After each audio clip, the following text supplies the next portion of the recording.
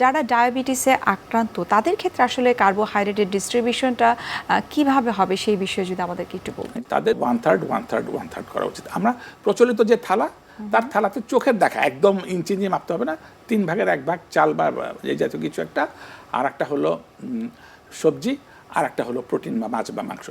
আরেকটা কথা, এভাবে আরেকটা কীভাবে যেন ঢুকে গেছে আমাদের মাথার ভেতর যে রুটি বোধহয় চালের বিকল্প না, আরও রিভার্স, রুটি তো আরও রিফাইন করা হয়েছে, গমকে তো আরও ছোট করা হয়েছে।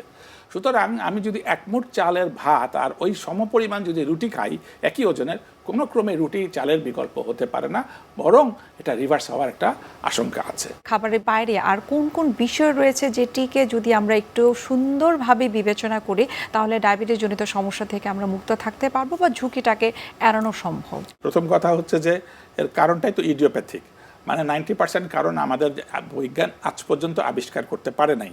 যেরকম হাইপারটেনশন, উচ্চ রক্তচাপ, কারণ কিন্তু 90%-এর মতো আমরা আজ পর্যন্ত আবিষ্কার করতে পারি নাই। তো এটাকে আমরা গাল ভরা নাম দিয়েছি ইডিওপ্যাথিক।